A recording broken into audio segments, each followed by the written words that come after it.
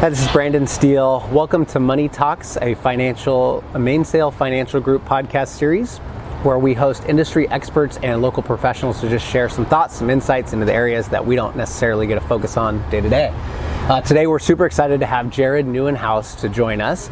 Jared's a city council member, long history of politics and being involved in the community, and so we are very excited to have Jared here to talk a little bit about the local economy, some of the impacts on what that means for all of us and our personal economies, as well as some updates on some legislation and some things that have been happening locally here. So Jared, thanks for joining us. Thanks, Brandon. Pleasure to be here. Yeah, of course. And just to kind of get us started, as you see, we are out at Bake's Place here in downtown Bellevue. So great location, great outdoor seating here. If you're ever looking for a nice happy hour spot or somewhere to sit on a patio, check out Bake's Place here in Bellevue.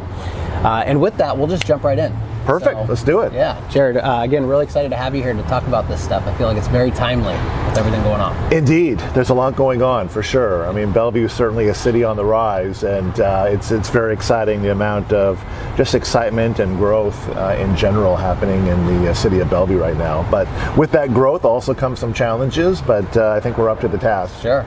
And maybe that's a good starting point. What I think I'd love to hear to start us out is just kind of your take on the local economy and what's going on, some of the growth and challenges that you're seeing. Well, certainly, just like every other municipality out there, we haven't fully recovered from the pandemic. However, we've recovered quicker than most. We've had more of a V-shaped recovery, partly due to the fact that a lot of businesses in Bellevue were able to pivot quickly to kind of a remote online model, and that's part of our great software industry. Anything from Amazon to Google to Meta, you name it, they were able to pivot very quickly without having to do layoffs or letting people go. Unfortunately, what's taking longer to come back is like hotels, restaurants, bars, etc. Those types of service industries taking longer to bring folks back, and we've seen a real changing in dynamics. The people are just not coming back to those jobs. They've moved on to other industries or other careers, which is exciting for them. But just like Bake's Place, they're constantly looking for wait staff and dishwashers and you name it. So it's very challenging for them right now, but it's coming back. Yeah. Maybe not as quick as we thought it might, but it's coming back. Good. Yeah. We've been talking for a while about this kind of idea that basically there was a period of goods really driving the economy as we look back at COVID, and now that's kind of switching over to services. So when we were talking offline, you were saying that we are starting to get more conferences going and a lot more business travel happening. Yep. So when you say that, are the hotels doing okay? It's just the staffing that's been a challenge, or is it a little bit of both? Well, it's a little bit of both. However, we've seen a nice gradual increase in terms of the number of stays that we're seeing in our local hotels. We've always had very strong during the week, and a lot of that's attributed to business travel, and we're about close to 85% of where we were pre-pandemic, so we're almost back at that level. And then, ironically, tourism has started to really pick up on the weekends, so that is really great as well. Now, part of that is that the city of Bellevue has more of a concerted effort bringing different either conferences or different events and shows to kind of attract those tourist activities. Plus, what we found out doing our due diligence through Visit Bellevue was that a lot of people, when they visit the Pacific Northwest or the kind of general Seattle metro area, they use Bellevue as a jumping off point. So they might go into downtown Seattle or go to Pike Place or what have you, but they'll come back to Bellevue. They'll go out to Snoqualmie Falls, but then they'll come back to Bellevue. And the reason is because it's clean, it's green, they feel very safe. They love the hotels and all the amenities, all the restaurants and bars. So we're trying to take advantage of that, and we're starting to see the benefits of it. That's great. I know that those are all reasons that I live here myself. So, with the success that you've had, with the city here and driving some of that, how do you keep that going?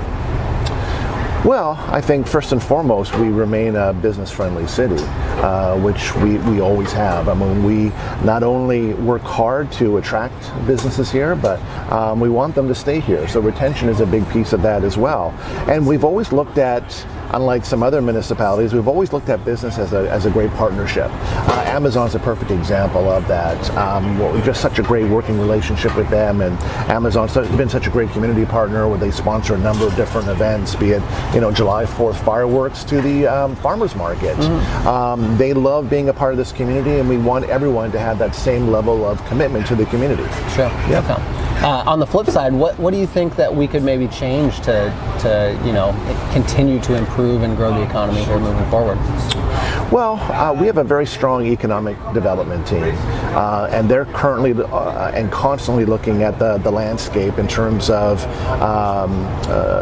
what does the Bellevue economy look at. If there's one thing that does concern me at times, is that we're so heavy on the software side, we don't have that nice kind of mix, if you will, of different industries and different businesses here. Now, in some ways that's helped us, but in other ways going forward, it would be really nice to have that nice mix, to have that nice stable, different types of industries and companies here in Bellevue. So when we go out, to these different conferences, economic development conferences around the country, around the world, we're constantly looking to pluck maybe aerospace or maybe another industry that focuses more on manufacturing or what have you, just to kind of round out that diversity of our economy that we want here in Bellevue.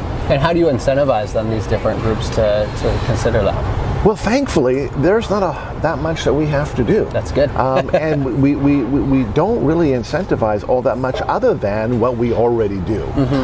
Business friendly, a great partner in the city of Bellevue, a beautiful environment to actually work and play in the city, and we'll be there for you in terms of the transportation options for your employees. So we try and be just the best possible partner that we can be, but we don't offer tax incentives, for example, and we quite frankly haven't needed to. What we're doing right now really seems to be working for industries across the fruited plain, if you will. Sure. So we're going to keep on doing it. Okay, that's great. Yep. So I'm going to switch gears here a little bit, and I think maybe talk to something that may hit the audience a little more broadly, which is housing. I know that's something that you guys are really working hard on, and so, I'm curious, I guess this could be a long conversation, I'll try and keep it short, but, obviously housing is expensive here, Seattle, you name it, in Washington, and so I'm just kind of curious your take on the Bellevue housing market, what's transpired over the last couple of years, what you see moving forward, and well, it's top of mind. It's probably our number one issue that we're trying to address at the City Council, the Mayor Lynn Robinson, as well as myself, have been kind of, as much as possible, leading the charge on creating more affordable housing in Bellevue. Now, will it ever be enough? Probably not, but we're going to try and create housing that is kind of across that spectrum of 0 to 30% AMI, 30 to 50, the 50 to 80. So we're trying to create as much as we possibly can, but it's challenging, especially in this environment when developers can make a lot of money by doing luxury condos or apartments or homes or what have you. So we're really just trying to create as much as possible a mix of great quality housing across those different AMI spectrum. And we've done that through a number of different means, but I'll just give you one example, is the MFTE, so the multifamily tax exemption, which all basically that means is that if a developer will attribute a certain number of units in their development to affordable housing, we will give them some basically tax relief, as well as allow them to build higher, for example, have more units, net units in their development, but they will have to attribute a certain number to affordable housing, and they remain affordable housing. We also work very closely with Arch, which is a regional affordable housing organization. We contribute millions to that every year. And that is not just us, but that's Redmond, Kirkland, Issaquah. And the whole focus of that organization is to not only build, but acquire and retain affordable housing throughout the East Side. So that's been very effective as well since starting, I believe, early 1992 when that organization first started up. But that is an organization that's actually housed at the city of Bellevue. Great organization. We continue to develop and retain more and more affordable units. But it's an ongoing challenge for sure, especially for a region that is so affluent and has been so successful and expensive, which is a little bit of the downside. But we want to, as much as possible, if someone works in Bellevue, hopefully can give them the opportunity to live in Bellevue as well. And the benefit is that hopefully we can keep less single occupancy vehicles off the highways, or it can help with congestion overall. Along with that, obviously they're going to have more transportation options here shortly, with light rail coming to Bellevue, although that's delayed. Originally that was supposed to open in 2023. Now it's 2024, but once that arrives, I think that'll help greatly, along with all the other multimodal programs that we have going at the city right now. Sure. Okay. That's great. And I think where you were going was maybe where I want to take that as well, which is we do live in an affluent area, obviously. Not just Bellevue, just greater Seattle in general. Yeah. But as we figure out this next stage for housing, like how do you think that may impact folks who already own? In other words, does that change prices for folks who look at their equity in their home as an investment, or how do you see that kind of panning out? Yeah, I don't think so. I mean, unless they're a lot of times, if you look at where light rail is going, that property has increased dramatically because of all the amenities that you can have around that. So if you look at the map and the amount of development that's happened along those stops and along light rail, it's quite dramatic, and they have benefited greatly. So, but even beyond that, I'm not too concerned about the quality or the prices of those homes coming down anytime soon. I mean, we've seen a little bit of a slowdown in terms of the residential market and the office market a little bit as well, but I think that's for different reasons. I mean, I think in the office market, companies are really trying to figure out what do our employees want, and going maybe more to a hybrid. Do we really need a hybrid model? Do we really need all this office space, or maybe we need to shift something within that office space? And then residential wise, I think there's going to be more and more different types of options for people as well. Be it single family home, be it a duplex, or a micro apartments, which is something that could become available in Bellevue as well. So, which might be perfect for someone who's either studying Bellevue or someone who's just getting their career off the ground. Maybe a micro apartment might make sense for a year or two before they, graduate to something bigger.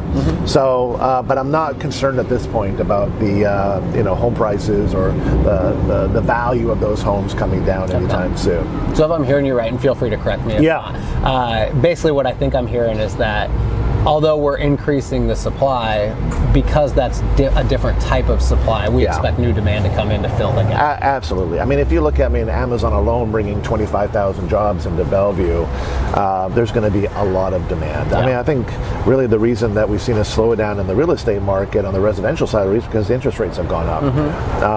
So I think a lot of people are waiting for those interest rates maybe to go back down, or some have quite frankly just waited until it's not so competitive. I'm sure you've heard story after story, 5, 6, 10 people all bidding on the same house. Well, that's slowed down a little bit, partly because people decided to go on the sidelines until either the price came down or the interest rates come down. So maybe the market's correcting itself a little bit there. Okay. Yep. No, that makes sense. Okay.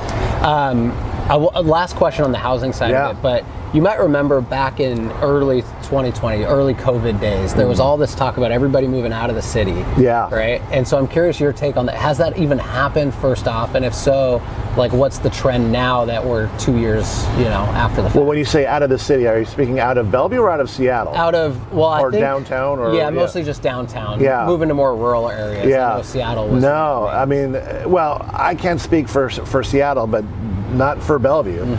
Downtown, where we are right now, is our fastest growing neighborhood in the city. Yeah. So people want to be here, be close to all the amenities, and because there's so many more, as you can see from all the cranes around us, there's more apartments, more condos. So people love our downtown and they want to be here. So I don't see that changing anytime soon. Yeah, I know I'm in that boat. I got a restaurant right below my building. Oh, there you go. Nice to have it there. Very nice. Which restaurant is that? It's Carmine's. Ah, very nice, very nice. Yeah. Great place, great place. It's hard not to go there. Oh, absolutely. So I'll switch gears here again. I want to feel free to take this as far or not as you would like, but obviously there's been a lot of state legislation over the past couple of years as well. More specifically, the Washington State capital gains tax and the CARES Act, the long-term care tax. Yeah. So I'd love to just get your opinion on that. Obviously, the CARES Act has been delayed till I think June 2023. Yeah. And then the capital gains tax is going through the court system and figuring out what's to come. But I'd love to get your take. I'm not surprised, or I'm not. Might not surprise you that I'm not a fan of either one of those. The capital gains to me, and my opinion of it is that it's basically an income tax. We do not have a revenue problem at the state. Again, my opinion is that we have a spending problem, but not a revenue generating problem. If you look at the forecasted 21-23 budget for the state, they're going to take in an additional $10 billion. I mean, it is unbelievable the money coming into the state right now. Yeah. The problem is as soon as that money comes in, everybody wants to spend it right away. So for the same reasons, I think that some folks feel the capital gains tax is warranted. I don't believe it is. I think we're doing just fine. Those tax dollars are coming in. I just think they need to spend a little bit more wisely. On the CARES Act, that's just, I'm not sure. Well, we'll see what happens when that comes back, but clearly there's a lot of issues with it. It's forcing people to get their own long-term care versus getting into or having to be a part of the CARES Act. So I think it's got a lot of issues. I think they recognize it has a lot of issues. I understand the intent behind it. However, I think there needs to be a lot of work in order to make that bill kind of make a lot of sense for people. As it's currently structured right now, I just don't think it makes a lot of sense. Yeah. Our kind of take on the CARES Act specifically is that because it's been kicked and kicked and kicked, that we feel it's going to, if it comes back at all, it's going to be very, very different. Yeah. Do you think that's Agreed. a fair assessment? Absolutely. I think it'll be very different. I mean, again, there's a reason it has been kicked and kicked again. It's because it's still not right. Yeah. So I totally agree that if it does, I don't think there's any commitment 100% that it will come back, but if it does, I think it will look quite a bit different, and that's a good thing. I think so too. I think that's exactly why it was delayed. Exactly. Okay, perfect. Yeah, it's great to get your take on that because obviously we've got some insights, but it's good to kind of hear your thoughts around the topic. So. No, absolutely. So what about the capital gains tax then? Similar perspective on that as I do, or other issues or other thoughts on it? No, I think pretty similar stance. I think a lot of this stuff was rolled out maybe a little too quickly, and obviously we're seeing the results of that, where one may not even come into play, the other's been kicked so far, it may come back completely different. Yeah. So I think the same thing. Obviously we're watching it really closely because it's supposed to be in effect this year. Yeah. And so it could have some huge impacts, and if we don't find out till December 30th, makes it a little tough. But Very. Yeah. Very. So we're watching it really close. But I do feel similarly. I think I think that it seems to be shaping up that way as I'm following the news. But it's hard to say. Well, and what concerns me too is just from an economic development standpoint as well.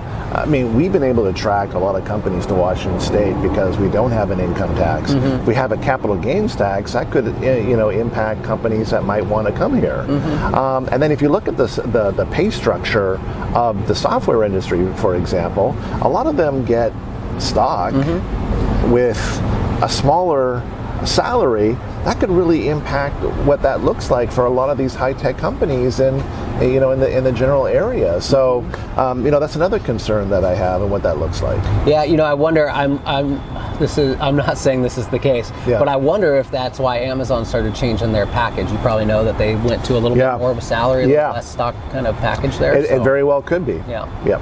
Yeah, it's very interesting. It is. We'll keep an eye on things and see where it goes from here. But, so last question of the day. Kind of a layup, but I know that you also live in Bellevue. Of course. Obviously. Yes. So why here? Let's just. Oh boy, why here? So many reasons, but first and foremost, I just love the diversity of Bellevue. I'll never forget one of the first times when I started dating wasn't my wife quite yet, but she would come over to Bellevue and we would walk around different parts of the city, and she was always amazed. Like, I just heard 5 different languages in 2 blocks that we were walking. And that's because 40% of the people who live in Bellevue were born outside of the United States. That the way the city of Bellevue embraces that diversity, I think, is very unique and very welcoming. But then I love the breadth of restaurants, and the park system is just amazing here. Just the community, the residents that make up the city are just amazing. So it's been home for a very long time, and I couldn't imagine living anywhere else. But there's so many good reasons to want to be in Bellevue. It's such an exciting city on the rise, and I think we're going to see more and more way that Bellevue is put on the map. I mean, I always joke that too often in the past it's always been Seattle area company or Rock and Roll Marathon, but then you find out, actually it was in Bellevue. Oh, that startup that just got funded, that was in Bellevue. So we're seeing more and more that it's not just called the greater Seattle area, no, Bellevue, and specifically Bellevue. And the more we're able to do that, more we're able to brand Bellevue and create awareness about just the great city that we are and why they may want to, live here or start their business here, the better off we are. But a lot of times the people, they just drive around the city. They fall in love with it pretty quickly. And I really want to maintain that brand for Bellevue that says just that. You want to live, work, and play here, and all the reasons why. So very excited about Bellevue's future. Sure. That's great. Okay, well, with that, we can kind of close out, but I want to thank you again for joining us today. It's good stuff. It's my pleasure. Happy to be here. Thank you. And thank you, as always, for joining us. If you have any questions for us, you can reach out, info@mainsailfg.com.